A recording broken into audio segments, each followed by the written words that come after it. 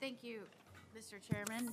Thank you for being here. Thank you to your family for being here and supporting you. I know your dad appreciates you and appreciates you being here to back him up. I was once a federal prosecutor in a prior life, and there was nothing more inspiring to me every day than standing up in a courtroom and saying, my name is Ashley Moody and I represent the United States of America. So thank you for your public service. Thank you for loving your country. Thank you for moving your family across the nation to serve in a different capacity. We all move in ways to serve our country in different capacities. I'm living proof of that as the newest United States Senator. So thank you to you and thank you to your family.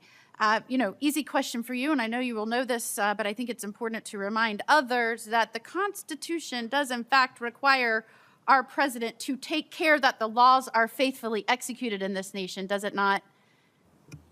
It does, Senator. And that is something that we, the people, expect of our executive head?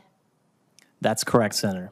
It's been interesting to me to hear in a nomination hearing to determine who should lead as an assistant Deputy Attorney General over fraud, the objections to that.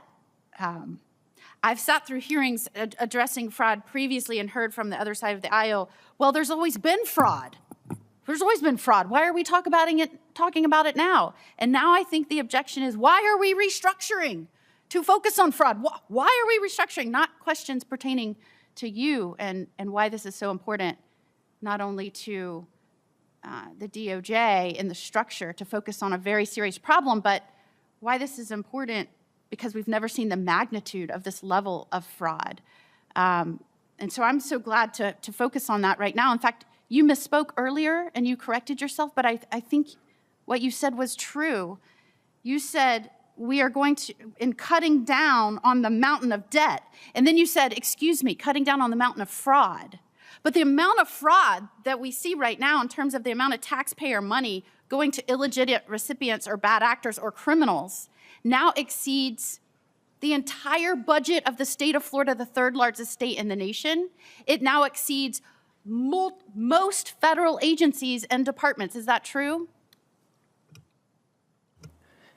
Senator, I don't have the exact numbers, but I would take your point. It sure seems it's a huge number, and I would not be surprised if it exceeds. And so when you misspoke and said cutting down on the mountain of debt, in fact, the more and more money we take from our citizens, we the people, to fund their government that's supposed to be acting in their interest, not government itself. And certainly I know that there's a debate on the fundamental principle of who government is supposed to protect first and foremost. I actually believe it's American citizens. I know the other side of the aisle thinks differently. That was on full display last night. But if in fact the goal is to make sure that taxpayer money is being used in a way that is responsible and accountable to we the people, restructuring the DOJ when fraud has now eclipsed 10% of our federal outlay, according to Besant, that seems to be a no-brainer. In fact, it seems to be a responsibility that we should all own and deliver for the American people that are trusting us. Would you agree? I absolutely agree. We must be good stewards of the generosity of the American taxpayer. And that is going to be the primary responsibility of this new division. Is that correct? Of finding the fraud that's occurring against taxpayer-funded programs and making sure that every dollar that's dedicated to these programs actually makes it to its intended beneficiaries.